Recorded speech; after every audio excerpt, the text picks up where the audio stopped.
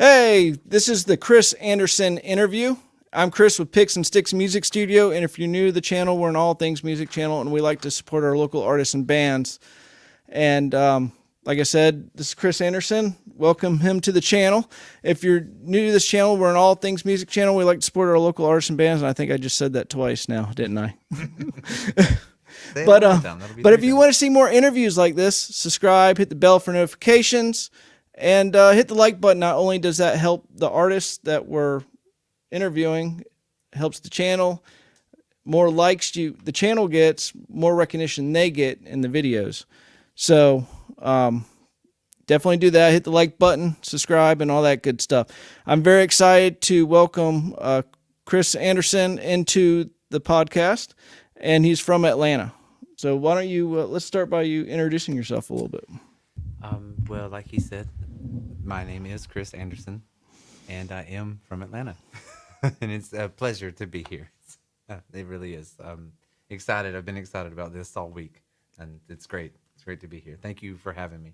Yeah, no problem. Thank you for driving the 45 minutes all the way here. Oh, yeah. Again, it's I travel for a living, basically, with all the touring and everything.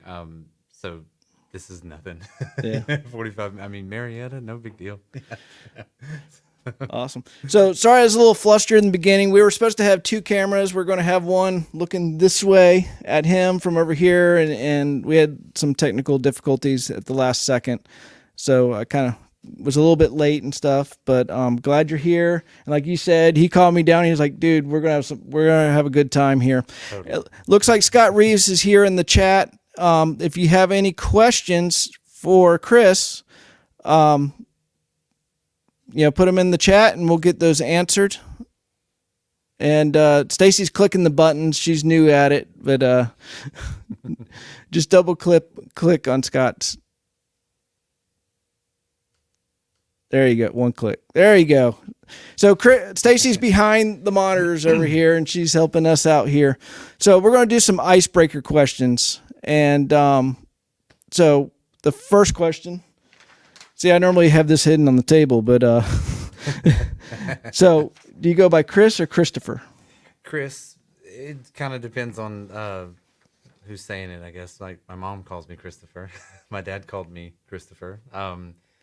My family would call me Christopher, but everybody else calls me Kris or just Anderson. I get that a lot as well. Yeah, and that's why I asked the question, because I'm the same way. So my friends all call me Kris. My family typically calls me Christopher. Right. I think if they're talking to me, they'll say Kris, but if they're talking to each other about me, they say Christopher. It's kind of weird. I don't know. Okay. But yeah. So, and I saw that you had an interview with another podcast, and I just saw that today. Just hit escape. You're doing great back there. There we go. I'm here to pump everybody up. So I'm going to steal her. Well, it wasn't her question, but you elaborated about why yours is a K versus a C. Yes. That would be my mom's doings. She's has always been a huge Kris Kristofferson fan. Again, not because of his musical talents or acting ability. She just has always thought he was very attractive. So, that's it. I mean, he's a great songwriter and a wonderful actor. Since I have learned of him, in my life. But yeah, the real reason is just she thinks he's gorgeous. Right. That's it. Hey Scott, how's our volume? You might want to bring the mic a little bit closer to you. But let's how we sound in the real world, Scott. What is your favorite part of being a dog owner? Ooh, definitely the companionship. My dog is my best friend. I've got a couple dogs. One in particular I've had since she was a puppy. Her name is Emma, and she is just wonderful. I love that companionship. Another dog that I have is her name is Dashe. I inherited her when my dad passed away, and so that relationship's a little more troubled. She's a good dog, but we struggle. But But it would be companionship, though. Really, they both love me, so I love them for that. That's awesome. All right, last icebreaker. So I know she had a motorcycle. What are better, cars or motorcycles? Ooh, definitely easy motorcycles. I love them. It's one of my favorite things in the world is that two-wheel wind therapy. Everything is better like instantly when I get on a motorcycle. I grew up around motorcycles. My dad always rode. And I guess I get it naturally. I grew up on the back of a motorcycle as well. We did everything on a bike. It seemed like we went camping on a bike. We went to work every day. He come pick me up from school on a motorcycle, and so I just developed a strong love for it. And then yeah, like I said, I'm one of those biker guys that believes very much instantly. As soon as I get on it, nothing matters anymore except not dying. Yeah, your safety. Yeah, because I think that's a part of it. Is like you might be having a bad day or bad month or whatever, but as soon as you get on a bike, you don't think about that because you're just focusing on not dying. Right. Well, looks like we have quite a few people in here. If you have any questions for Kris, put them in the chat and we'll get those answered. And if you're watching this not live a couple days later, I will probably have this timestamped. Usually it takes me a couple days to get to it, but I'll timestamp this so you can bounce around from different questions and chapters. Yeah, so if you have any questions, let us know. Thank you, Scott, for letting us know we sound great. Good to know. I changed up the sound settings a little bit today because he's going to be playing live. So stay tuned to that. Don't go anywhere. He's going to be playing a song. Do you know what song you're going to be playing? Yeah, I think I've decided on one. Okay, cool. We'll get to that in a minute. So how did you get started in music? Oh, well, I can just remember as far back as being a little kid. It was very important to me. It moved me more than anything. I mean, I loved my toys and whatnot, but I can remember when I was supposed to be watching Nickelodeon, I was watching MTV and seeing Guns N' Roses and, guys like that, that were just instantly like just the coolest human beings that I'd ever seen. And I just knew, I can remember sitting, being a little boy, just sitting on the floor watching MTV and just thinking right away, like, wow, when I grow up, I want to have long hair and tattoos and be in a rock and roll band. I want to be Slash. That's it right there. I don't know who he is and what's really happening in front of me, but I like the way it makes me feel. That's awesome. And my parents were very into music. My dad played guitar. My grandfather played guitar. So, I was surrounded by like a huge record collection. I can remember even my dad would put on Van Halen album, and I had my like He-Man toys, and we were listening to Jump, and I would make them jump when they said it, and it moved me very much, music. So I just knew that I wanted to do it some way, somehow. That's one of my earliest memories of a movie, MTV music video was Jump. Yeah. I don't know why. I mean, but yeah. And then Twisted Sister. I remember that. I was like, man, who are these people? They're weird. Yeah, right. Yeah. And I think I guess like physically, like actually starting music, my neighbor played drums, and he gave me my first guitar, which was the acoustic Silvertone guitar. I still have it. It's hanging on my wall in my living room, and I think he gave it to me. I play drums, and you need to learn how to play guitar, and maybe we can play together someday. And I used to go bang on his drums all the time when he wasn't home, to make a bunch of noise. And eventually, still, like I mean, I was really into skateboarding and BMX racing. That was something that was really important to me as a kid, and I picked up the guitar and started to work on it. And I remember not having really the patience for it. It was very hard to do. So I can remember just putting it down and going back outside, getting on the skateboard and learning more tricks and, doing that kind of thing. But still, like a whole year went by of me doing that, and the guitar just kind of sat in the corner. And I still though, always every day, the coolest guys were in a band, and were on MTV or whatever, even in school. I always thought the guys that were already playing guitar were just so cool. So I finally picked it back up probably like in 6th grade, I want to say, and never put it back down. That's really, That's I guess, awesome. how it started. That's awesome. That's one of the before I fell in love with baseball. It was skateboarding and BMX racing. We had a local YMCA with a BMX track, and Yeah. had my Vision Jinx skateboard with my half pipe in the yard. Yeah, it's very cool. That's Yeah. awesome. Then I started getting into baseball, and then that was the end of all. Actually, couldn't get hurt. Right. I understand. I understand that. And yeah, I did a lot of BMX racing, freestyle stuff. That was really my favorite. I did the racing quite a bit. But I remember my dad pulled me out of that because I was in trouble a lot as a kid, so I didn't get to race as much as I would have liked to. It was something that he could take away from me, and Right. so Keep you in line. yeah. Who are some of your biggest influences? Let's see. I would have to say Kevin Kinney, Driving and Crying. I've always loved him. I love his guitar style, his voice. I've got a higher pitched voice, so it felt more natural to try to learn how to sing his songs. And I would say Mike Ness, Social Distortion, definitely.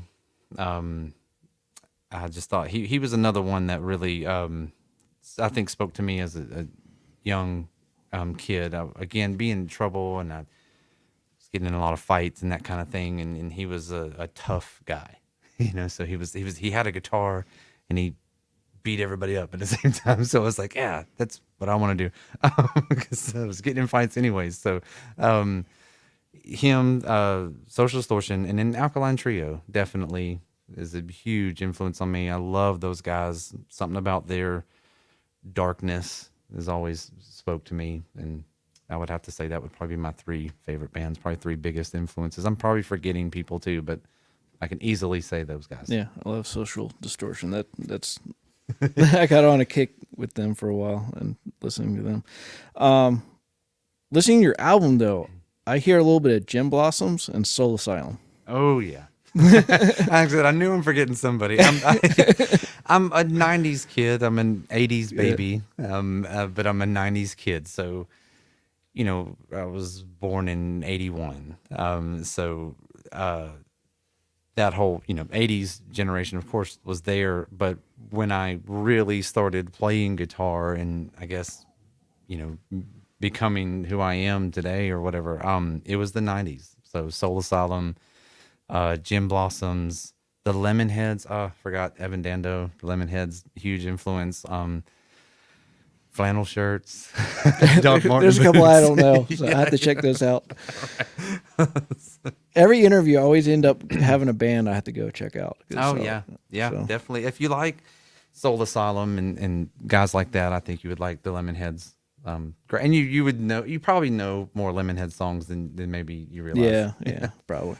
If you could play any local venue, what would it be? Ooh. The 40 Watt in Athens. Is that still local? Would that be? Yeah, that's cool. It's Georgia, right?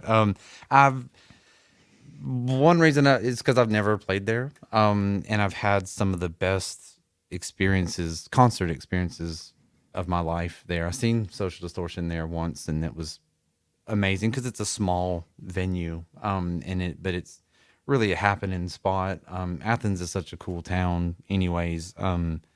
And saw the Menzingers there recently, and it was just a wonderful experience. I saw Coheed and Cambria there years ago, and that's kind of a cool story. I went to go see The Used, and I'd never heard of Coheed and Cambria at the time, and The Used had got in a fight in Florida and got arrested. They were the headliners, and but I had already got a hotel room for the weekend, and was like, well, I'll stick around and see this Coheed and Cambria band. We'll see what's up. And it was me like 20 other people because everybody left when they found out the Used wasn't going to be there. And so I stuck around and watched them, and they blew my mind. First off, they were just an amazing band. And then as I was standing there, the singer, Claudio, looked down at me and he pointed at me, and I was like, me? And, and he was wearing a jacket, and he pulled his jacket apart, and underneath the jacket, we were both wearing the same Glassjaw shirt, which is another hardcore band that we're into. I was like, oh my God, this is so cool. And then we hung out afterwards, and he's a very nice person. I don't think he would remember me now. He's huge, but and that was years ago. But yeah, something about the 40 watt. I've never played there, but I've always had experiences like that there, and I just would love to play that place. That would be the one. Any crazy stories? It could be as a solo artist or with your band. My friends always tell me that I should write a book. My oldest son, because I have so many stories, and my oldest son says that too. That he wants me to write a book, and he also wants a movie made, and he wants to play me in the movie. But one, like a crazy story that comes to mind, kind of, would be. I don't remember what bands I was playing in. There for a while, I was playing lead guitar in a few different, like, old school country bands. And we were, I want to say we were down in South Georgia somewhere. I want to say it was past Perry, down there with the big fairgrounds and all that. But there was, I don't know the name of the town, but inside that town they have, like a fake, like, how would you say it? Kind of like an old Western town. And we were playing like it was a biker rally that we were playing. And we were down there the whole weekend. I was playing both nights with a couple different bands. And my girlfriend and I, she was with me, and we had like that Saturday, I think we, had off for a while. We had the whole day before I had to be there for sound check or whatever. And we went to this little town in the area that was, I don't even know how to describe it. I guess they were making it kind of mimic the Civil War era. So it was just like old, kind of abandoned town, but it was really neat. Kind of like a ghost town almost. Yeah. Okay. So, like, no joke, there was literally 3 people that we came across in the town that day. One was a guy that was a blacksmith. He had this like booth set up or whatever, and I'll never forget, it was Red Dragon Blacksmith Company. And that was the whole reason we went over there to talk to him. My dad taught Kempo karate all my life, and his name of his dojo was Red Dragon Kempo Karate. So I was like, oh, let's go talk to this guy. And that was fine. That was normal. That was good. Then we went to this restaurant. And in the restaurant, so that's one person that we saw in the town. In the restaurant, there was one other person that took our order, and I am guessing prepared our food as well. I don't know. They brought the food out. We sat down. I think I had a burger or whatever. I don't know what she had. And no joke, the Easter Bunny comes in. This would be the third person that we saw in this town, and it was so weird. It was just us sitting at the table. The Easter Bunny walks in the front door and goes to the counter where we ordered the food, talks to that person, and then that person goes back to the kitchen, I guess. Then the Easter Bunny sits down at a table, like, I don't know, a few feet away. Never says a word. It's not even near Easter time. Like, I don't know what month this was, but it wasn't around Easter. So it was strange. Anyways, like, there's the Easter Bunny. Oh my God. What are you doing here? And never says a word to us. Just sits down at a table, doesn't move, doesn't speak. No kids came. There was no candy. There was no eggs. There was no baskets. There was nothing. Just an Easter bunny that sat in the corner, never took the mask off, or never, nothing. Just sat there, and we were so freaked out. Like so she couldn't finish her meal, because we're starting to think now, like, where are we? Is this some crazy middle of nowhere town? The Easter bunny is going to kill us. Like Saul. Yeah, and we're eating other humans that have come here and so we get up finally and walk out, and that's it, really. Like, the Easter bunny never said, hey, never did an Easter bunny thing.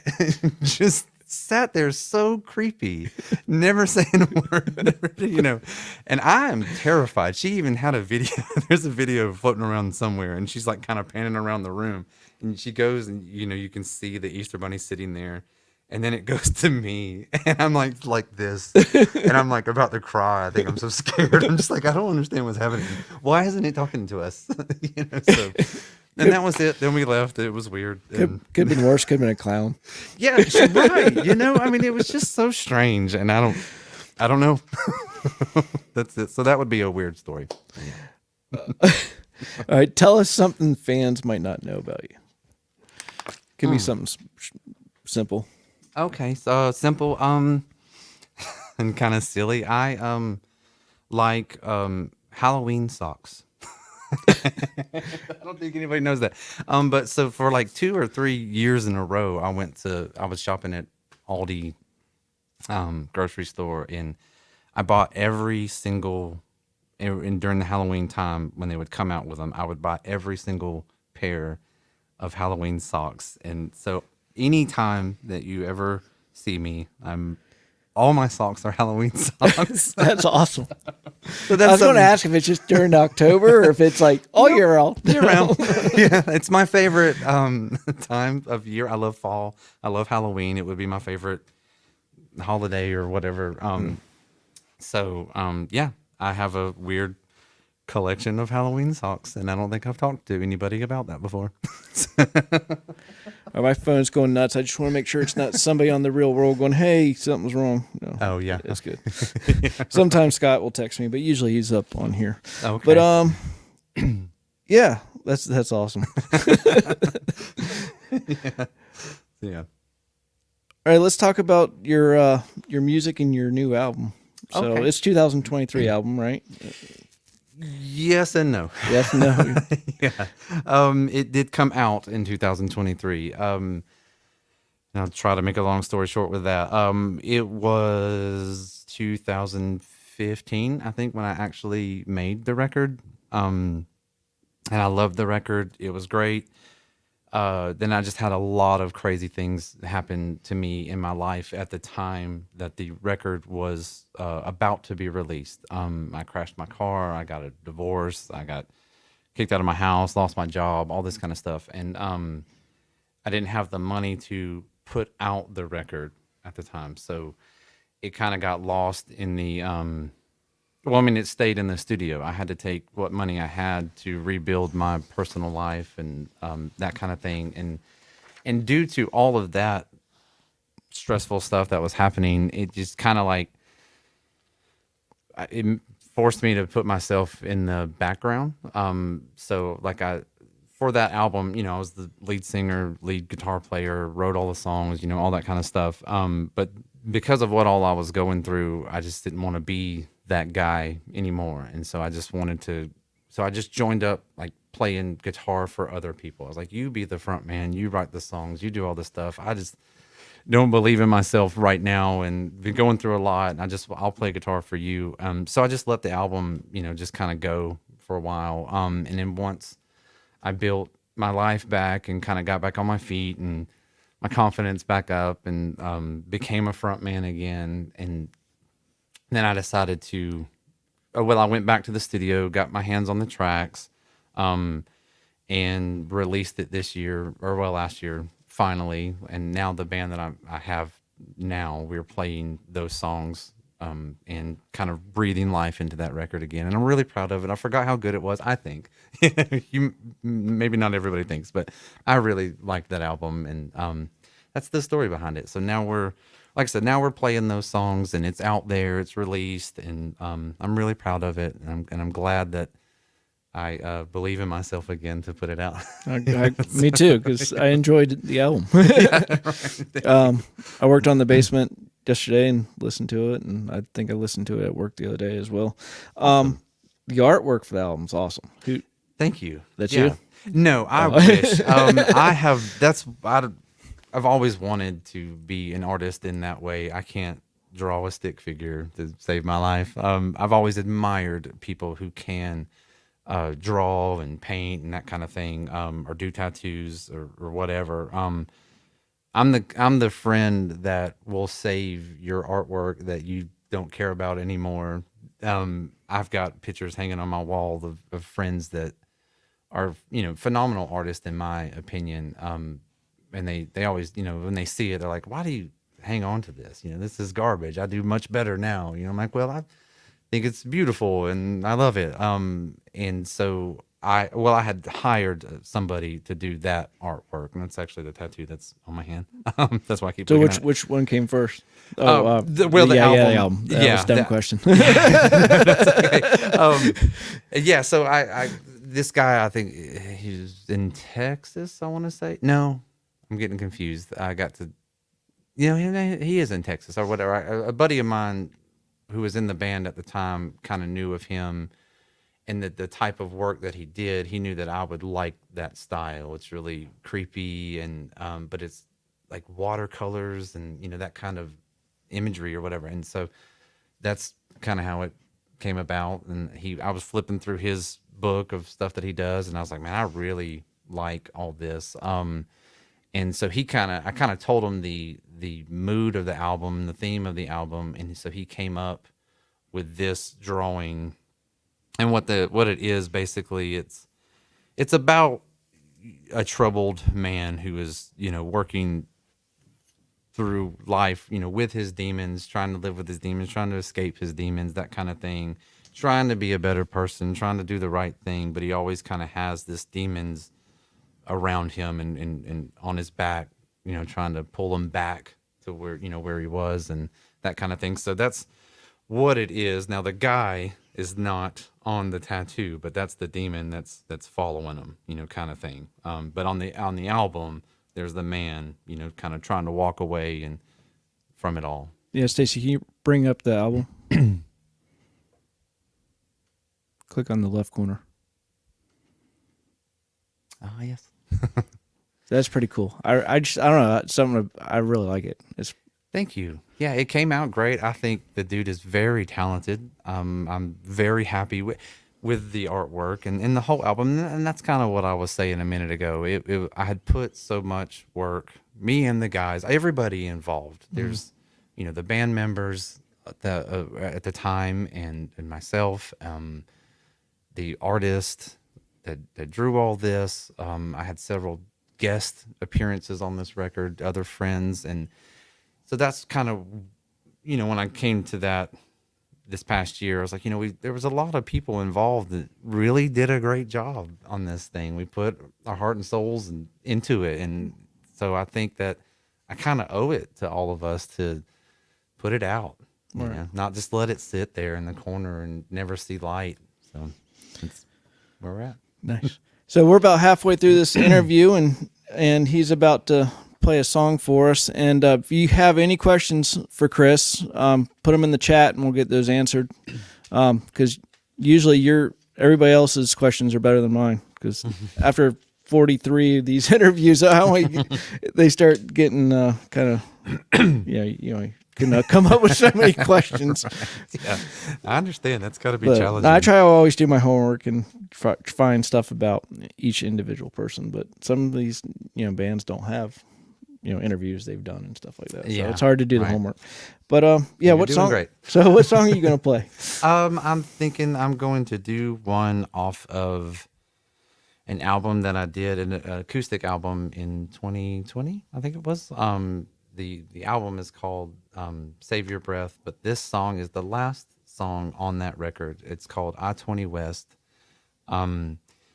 It's one that I wrote about growing up in Dallas, Georgia, in that area, traveling around and playing songs. I had the idea one day. It's kind of a silly thing, but it sparked a whole idea for a much more meaningful song. But I think I went to Douglasville to pick up something for one of my kids, I think for Christmas at that mall out there or whatever. And that town, on my way back, like I've always just not loved that part of the world. And I just remember the traffic was awful, and there were some other, experiences that just weren't great while I was there. And I had this feeling, I was like, I can't wait to get out of here. And I just get back on I-20 West. It's going to take me back to my side of the tracks and get back home and get where I want to be. And on my way home thinking that, I was thinking, well, there's a song in that, there's that you could look at that in so many ways. It's got kind of a spiritual meaning. It's got, again, kind of traveling all around, doing your thing, doing whatever, but trying to get back where you're from, get back to where you belong, get back right with your God, get back, whatever that means to you in your life. Sometimes you make mistakes in your life or whatever, and you got to correct those, and you got to get back right with yourself. So that's what it's about. And it also came from a saying, like what my mom told me at a young age when I started to play out, when I started to perform and I started to go to Atlanta and play here, play there. It was something she said, if you just head west, like go towards Alabama, if you're lost ever, you'll start to see things that you recognize and you'll find your way back home, kind of thing. So Right. I-20 West. That takes me back home every time, seems like. Awesome. Well, we have one it's a comment, more of a question, but from Love the shirt. Oh, yeah. Yeah. So, yeah, Tupac, he's the greatest. Yeah. So, all right, well, I'm going to let you get... I think I know who that is. Okay. So I'm going to let you get to and play, and I'm going to get out of my seat and give you some breathing room and sit back there with Stacy and enjoy it. Yeah, awesome. All right, well, All right. I'll do my best on it. Let's see. So, trying to get a little more comfy here. Let's see. Let's see, maybe.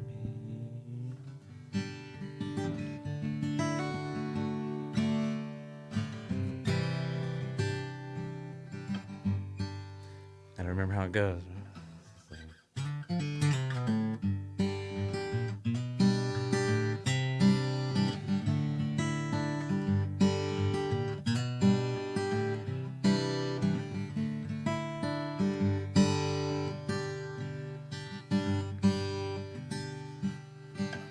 Oftentimes when I tell folks where I'm from, they say, oh, you're from Texas, and I say no.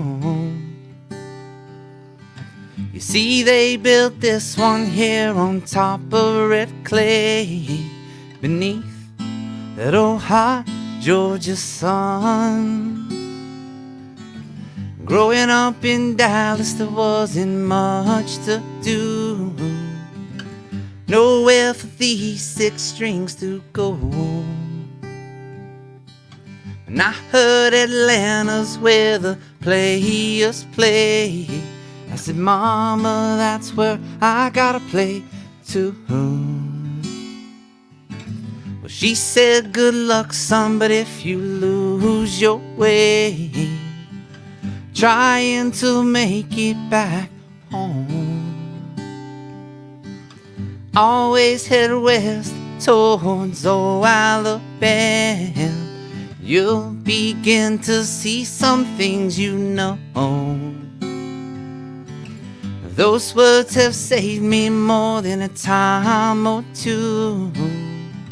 It's those little things that we remember. So when I'm lost and far away from you, I know that I'm finally on my way on when I see I-20 West. I-20 West.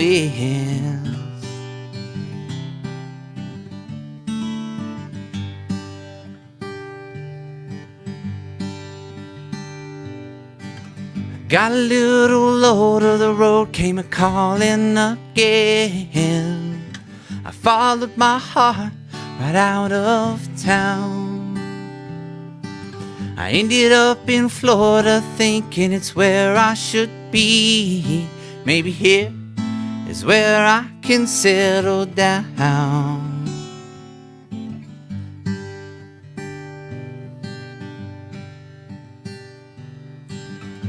Trying to remember the rest of the words. How's it go?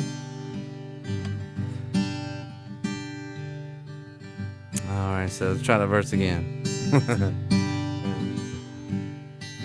Hadn't played this one in a while. Got a little low to the road, came a calling again. I followed my heart right out of town.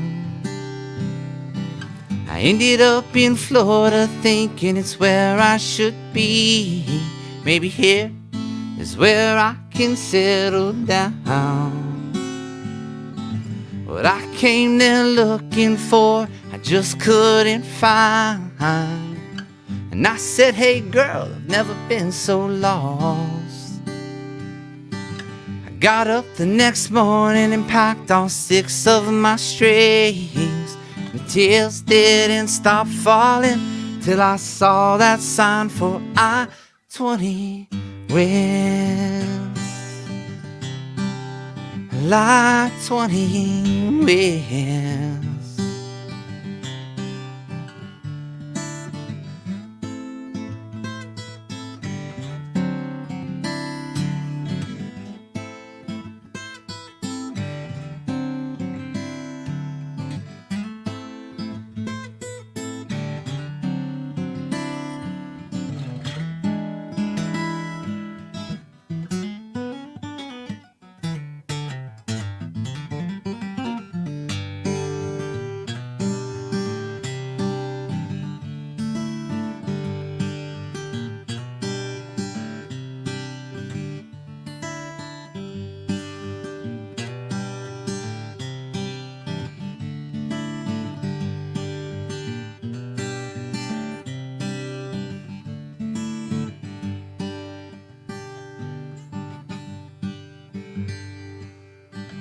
Well, I know sometimes we all can get a bit lost, make some bad decisions and everything goes wrong.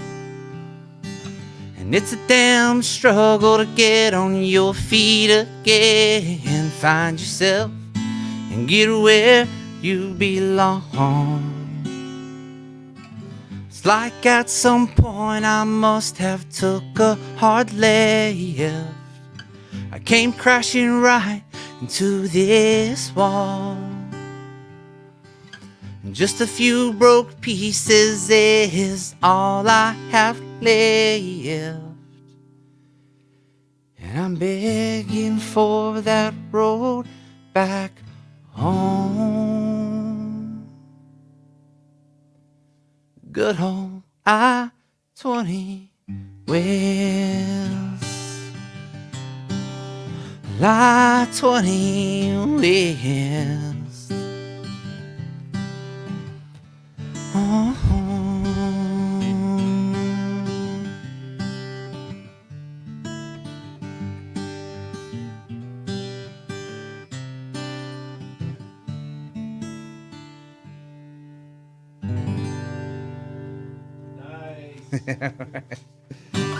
Thank you. I remembered the second verse finally. Right?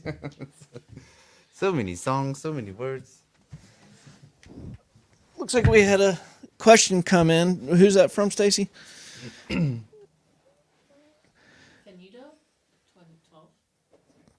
2012. What is the origin behind some of your other album covers? By the way, that song was awesome. I'm sorry. I didn't mean to jump right into that. I enjoyed that very much. Thank you so much. Yeah. Whew, some of the other album covers. Let me think. Or let's narrow down. What's your favorite? Well, go ahead and answer the question. But what's one of your favorite album covers or singles? Let's see. Well, the last one I put out was this, and this would probably maybe be one of my favorites. And I know I told that story already. So let's see. Other than that, well, the Save Your Breath album was just a picture of me sitting in my living room with all my guitars and records and things like that. Because that album was kind of, well, it was like my first solo acoustic record, so it was kind of about me, like a big me record, and there was no one else involved really. So that was why it was a picture of me on the cover or whatever. And I guess it's all going to kind of sound like me. It's all about you, right? Well, this interview's about you. Yeah. So yeah, okay. Because the last songs. Well, the last one was this one, but I did release a couple of songs last year, instrumental songs, and they are. That's also a picture of me as a little kid. When my dad, I'm looking around because I thought I brought it with me. I think I have a sticker that I brought for you that is that cover of those singles. Jason, you can bring that up. And it's there's a song called Yona, and a song called Azure, and both are the same picture of me as a kid. When my dad did a ceremony for me one time, kind of like knighting me as a ninja, because he was a karate instructor kind of thing, and so it's me with my bandana and my gi and my sword and that kind of thing. And so a lot of those songs, I plan to continue to release songs like that. I'm doing a whole instrumental record, but I'm just going to do it one single at a time. And it'll be the same picture every time, but in a different color, because it's following the chart of chakras. And because I started to write that music from a yoga standpoint, because I've been involved in the yoga community, I guess. My girlfriend is a teacher, and so it's not really me, but I hearing attending yoga classes, and I've heard all this beautiful instrumental music, and I wanted to try my hand at it, thinking that I could write something like that. So that's the whole idea behind those singles, which will again be a full record at some point. And the idea is that you'll be able to put that record on and like teach an entire yoga class or like a meditation session kind of thing while listening to that music. Oh, nice. So that would be some explanation behind that cover. Might be something good too, for like, we're always looking for like music when we're cooking in the kitchen or cleaning, in the kitchen, it's great background stuff. Yeah. Very, I like lo-fi music a lot. And so that's another inspiration on writing those songs. So, because I listen to that kind of stuff in the morning when I'm drinking coffee or doing things around the house, dishes and cooking and whatever. What do you enjoy more, writing music or performing? Ooh, that's a good question. I would have to say performing ultimately. I love writing. I do a lot of writing for other artists. And I like that a lot. The thing that I guess I like and don't like at the same time in a weird way about writing is personally it pulls a lot of emotion out. A lot of my songs they're very personal. There's been a couple songs that I've wrote that are just like stories that I made up, but for the most part, it's all about real things that have happened to me in my life, or ways that things affect me emotionally, mentally, whatever in my life. So a lot of times when I'm writing, it'll bring up a lot of past feelings and things like that, and will kind of put me in funky moods for a minute until I kind of get it out, get it on paper, and then can kind of move on from it. So it's not always enjoyable, I guess. So that's where performing typically is. You get out there and you get in that place mentally and the crowd and the noise and just the atmosphere, and you're just playing, and you can kind of close your eyes and be there. So we're writing is just more personal, and like I said, sometimes it just pulls up some weird feelings. Yeah. So are you a quick writer, or are you kind of like, start on a song and then, it's a couple year process, or every song's different? I think every song is different, really, but at the same time, I do think I'm more of when it comes to my stuff, a lazy writer. I will come up with an idea and go, ooh, I like that.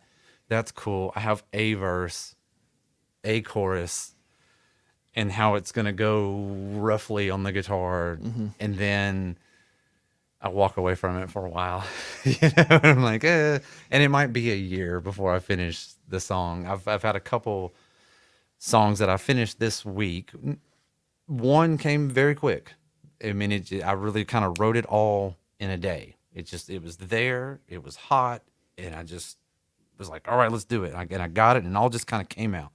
But then there's this one song that I finished writing last night that I've been writing for, a few months at least now. And that's a lot of times how it goes. And again, it's different when I'm writing for other people because there is more of a deadline usually, because they're paying me. So I'm like, hey, let me get this out for you so you can have it and present it in whatever way you're wanting to do. But for me, I can be as lazy as I want to be on my stuff. No, that was answered well.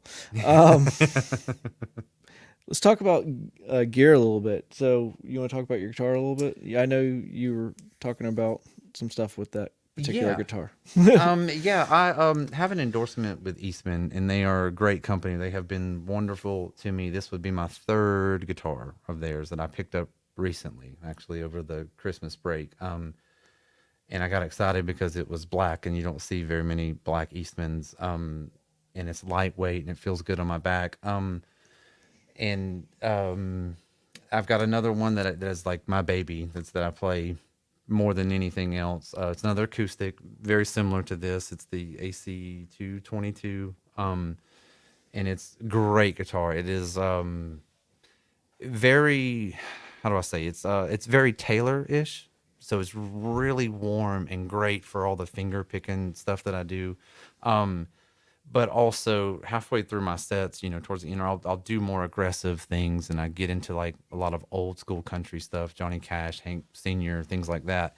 And you can really hit it, and it'll bark back. It'll answer, it really can take it, and so it can get very Martin-y, right? At the same time. Then I have the first guitar I got from them was an arch top. Full arch top, because I was playing in a band that we did like a lot of it was Dixie jazz stuff. So it was primarily all instrumental stuff. Me and another guitar player and a stand-up bass player, and it was a lot of thumb style stuff, or Chet Atkins, Merle Travis, those kind of guys type things. So the arch top was really what it required, I guess, to have that authentic sound. So that's where my relationship started with Eastman, and then they supplied me with an acoustic guitar as I started to do more of my solo acoustic stuff in the past few years. All right, we're getting to the tail end. If you have any more questions, put them in the chat and we'll get those answered. Your goals. So we'll go with, what is your goal for this year? And we'll go 2 years out. Oh, okay. Let's see, this year I've got more music to be released. I've got an instrumental. It's an old barn burning country song. It's real fast, chicken picking stuff, and then it breaks down to like a bluesy thing. So I'm excited about putting that out. I have my band, the Would Be Thieves. We are about to start working on a record as well. I'm excited about that. I would really like, as far as a goal with that band, that record being one goal, and then I would like to see more shows with those guys. That band kind of gets back to my punk rock roots and my 90s alternative sound. It's very much that record that we were talking about a minute ago. So So I would like to see more of that. I would like to see more performances with the Bad News. I love Chip. I have a lot of fun with him. That was a blast the other night when we got to do our first show, and we've got plans for more. Right. And that was funny because, like, I didn't know who you were before that. And I was following, I follow Chip. I've done, 2 or 3 interviews with him and over the last 2 or 3 years. But, so he's posting and he was like texting, he's like, come do this. And he was like, and I didn't quite understand what it was. He was like, the Bad News. I'm like, what's going on? Grounds crew's breaking up. What's going on? yeah, right. I should totally see that. It was just the Bad News. Come see the Bad News. Yeah. I'm like, oh God. I know, and your first instinct would be like, no, that doesn't sound good. Like I don't think I want to go. But that was awesome. You guys did awesome, and I'm really excited to see what the two of you guys can do together. So. Yeah, we've got some plans with that. And I'm really excited about that. So I hope to see more of that. And we will. We're going to be bringing that out more. And then I've got some things possibly planned with Tyler Reese Tritt. Did my second performance with her recently, and we've got some talks of some more things, maybe kind of going out west with that. And then, traveling is my favorite thing in the world. It's definitely my happy place other than motorcycles and music. And so I hope to make it back out to Colorado and some places like that. I really love being on the road. So that would be another goal for sure. Right. All right. Well, where can people find your music? Obviously Spotify. 'Cause we should, right. You can go to my website, which is kamusic.net, and all of my links are there. My Spotify, iTunes. I don't do a whole lot on YouTube, but so I don't know if that link is there. So on the YouTube, I'm going to have, in this interview, if you go look down in the description, I have the link to your webpage, which can get you pretty much almost everywhere. Yeah, and then you gave me some other links. I'll put those down there. I didn't have time today to do that, but I will get other links down in the description. So if you guys want to check out his stuff, go down in that description. Yeah, definitely. That's a good, the website is a one-stop shop for sure. You can get pretty much everything. Spotify is where I direct people most of the time. It seems to be the more happening place, Everybody wants to build their numbers up there, so I've been trying to direct everybody there as much as possible. Right. Cool. And if people want to message you, where's the best way to get a hold of you? Instagram is good. Facebook is okay. It's just I I think it's dying when it comes to stuff like music and I stuff do like too. that. It's such a negative place. So I'm glad if it is dying, and it does seem to be that way, that I'm kind of happy to see it go. But Instagram's a good one, and then my website again, kamusic.net. You can message me there. There's a whole message board thing there, emails, and you can again find my link to Instagram. I'm probably most active on Instagram. All that there. Thanks, Priscilla, for the comment of the great interview. Oh yeah, thank you. I couldn't see it. It's like right where the camera is. Like, I'm like, what is that? Awesome. Where can people see you play? Let's see. The next 2 shows this weekend would be in Anderson, South Carolina, at a place called Doolittle's, which is one of my favorite places in the world. Just a great atmosphere, great food, great, vibes. And then the next night, I want to say, is also on Main Street there in Anderson, South Carolina, which is, I want to say I'm playing Brews on Main. It'll be my first time playing there. This is the new one.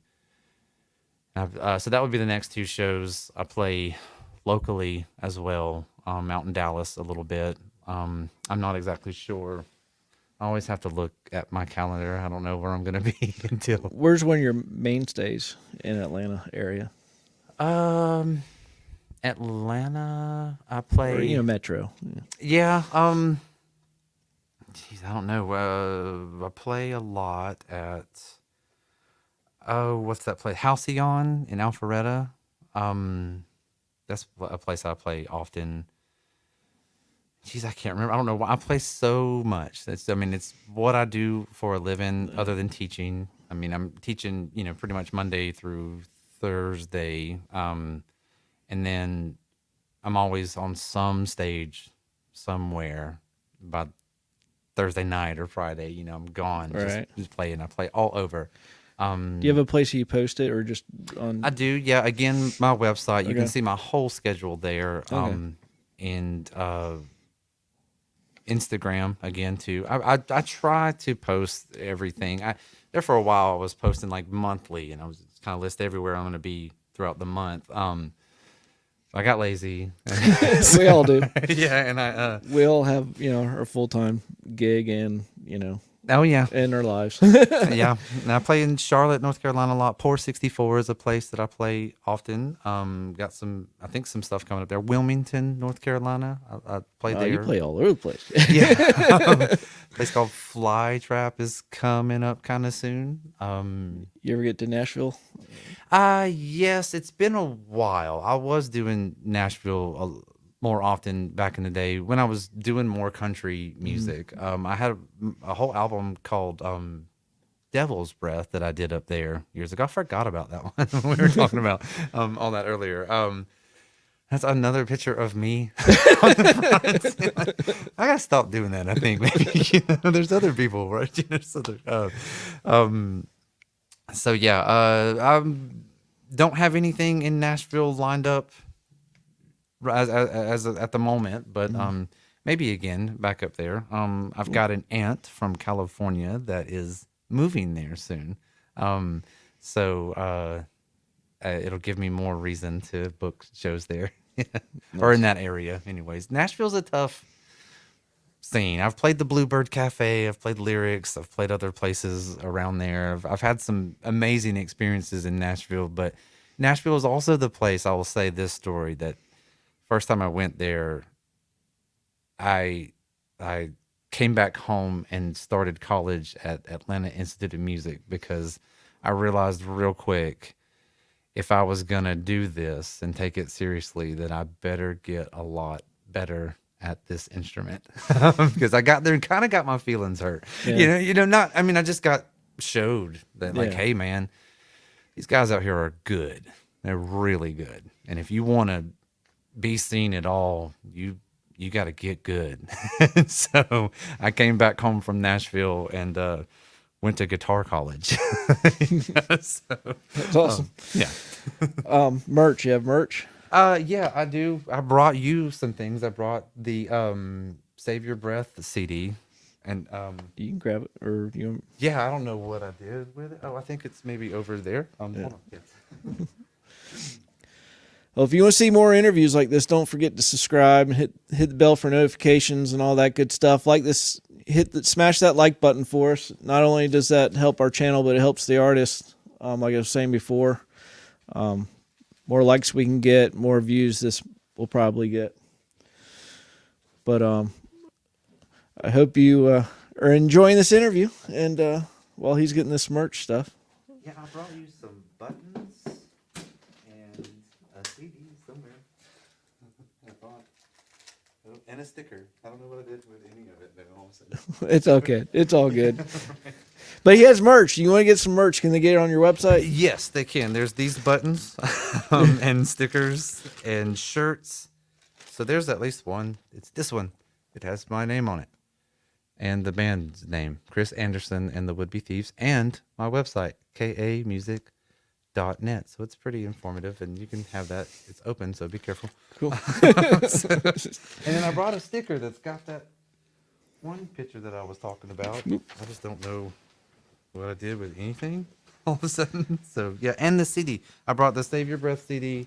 I did not put the last album, The Evil Revisited, out on physical copies because nobody listens to CDs anymore. Yeah, I hear you. I want to do vinyl. That would be another goal, I would say. I would like to put something on vinyl someday. Possibly the the yoga music stuff, that would be something. Yeah. That's awesome. Yeah, vinyl's pretty cool. That's funny how that things are starting. Like the vinyl started making a comeback, and then the tape started making a comeback. Yeah. It's Who has a tape player? actually I do back Do you there. really? Well, That's kind. great. Well, kind of. It was. We had to get everything out of my parents' house, and there was a tape player, so I grabbed it.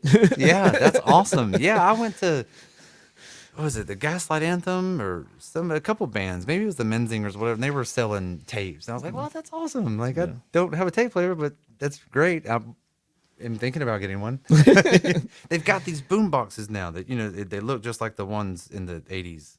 Oh, yeah? They're new Put it now. on your shoulder. Yeah, they're silver and, just like those, exactly. But they're, new and better, but they And they resemble probably it. stream too. Probably no. Probably, I don't know. yeah. I'm sure Bluetooth and the whole 9 yards or whatever. So I want to get one of those. Well, cool. You have any people you want to shout out or anything else you want to add?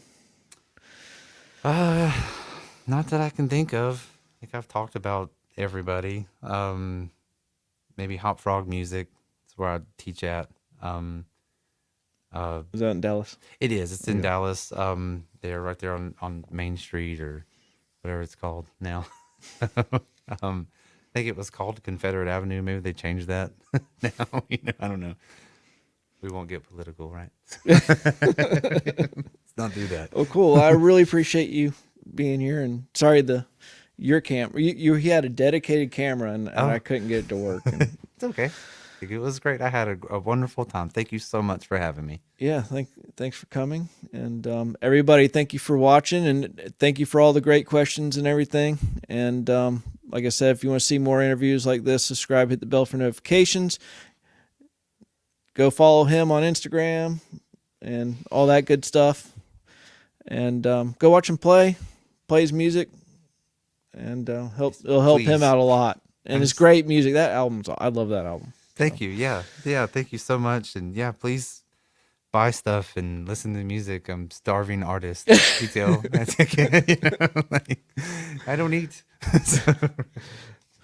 Well, I appreciate it. And thanks for watching. And everybody go straight home. Yeah. Thank you.